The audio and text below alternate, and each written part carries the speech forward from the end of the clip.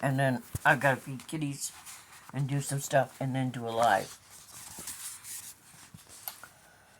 The discoverer and vigor of earlier Germanic, which means German culture. Germanic.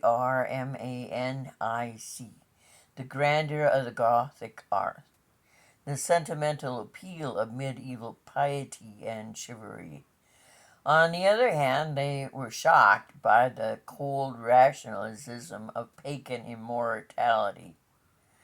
They saw in the Renaissance regarded it with a sort of fascinated horror.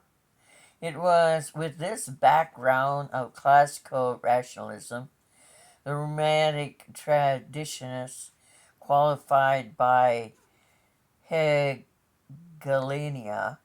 Hegelian,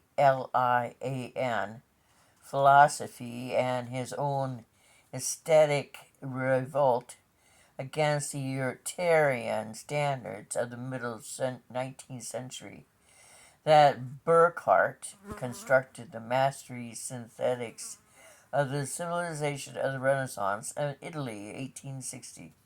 Here the Italian Renaissance appeared for the first time as a distinct epoch in cultural history, with every aspect of the civilization fitted into place as part of the unified concept. It was now no mere revival of letters or art, but the general awakening of rebirth and human intellect. And personally, the beginning of the modern world in estimating the origins of this phenomenon. Burckhardt made a brilliant analysis of the influence of the Italian cities and Italy's unique social and political organization, but he found essentials, motives, forces in the revival of antiquity and its union with the genius of the Italian people. He insisted throughout of the rational and aesthetic attitude of the Italians of that age, which made every part of their life a work of conscious art. For the rest of his picture of the Renaissance leaves a vivid impression of rampant individualism, creative energy, moral chaos, with a supernatural sanctions of Christian traditions of the Middle Ages, given way to something more like the ancient pre-Christian ways of thought. The rounded completeness of Burckhardt's synthetic made irresistible impression. The Renaissance historiographical during the following generations was devoted almost exclusively to amplifying in illustration his interpretation, often enough without the qualifications which the master himself had been careful to make in the Renaissance of the northern countries, which the master himself had been careful to make. Okay.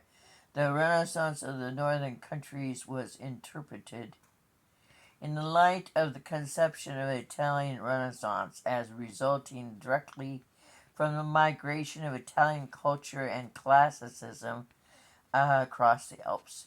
Toward the end of the 19th century, however, a reaction set in, somewhat reminiscent of the Romantic reaction of the century earlier.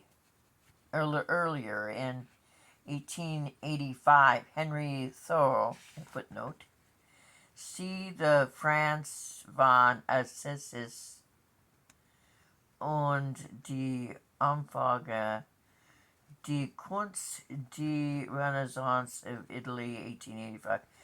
Um, a look into, it says to look at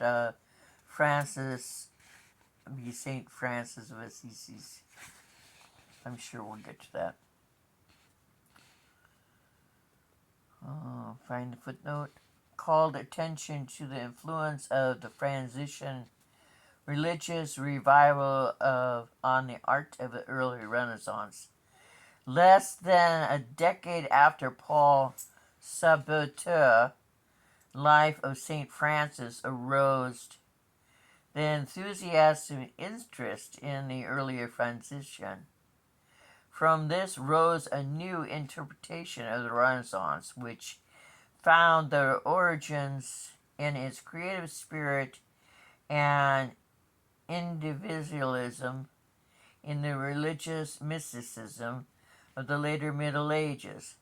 This was the first serious challenge of Burckhardt's emphasis on the rational and classical elements of the Renaissance civilization. Other interpretations soon followed, minimizing the importance of both the Italian genius and the revival of antiquity. Patriotic social scholars from the North began to insist that the spontaneous development of their own national culture without dependence on Italy. A group of German historians in particular claimed that there was creative in the Renaissance as a natural outgrowth of the Germanic culture in the Middle Ages. Meanwhile, increasingly intensive research in medieval history tended to modify still further the Burckhardian conception of the strong concept. Contrast between medieval and Renaissance civilization. Closer examination of the Middle Ages led to the discovery of the Renaissance in the 12th century, to the realization that many of the characteristics of the Renaissance were already in existence in the preceding period. Conversely, Huizinga,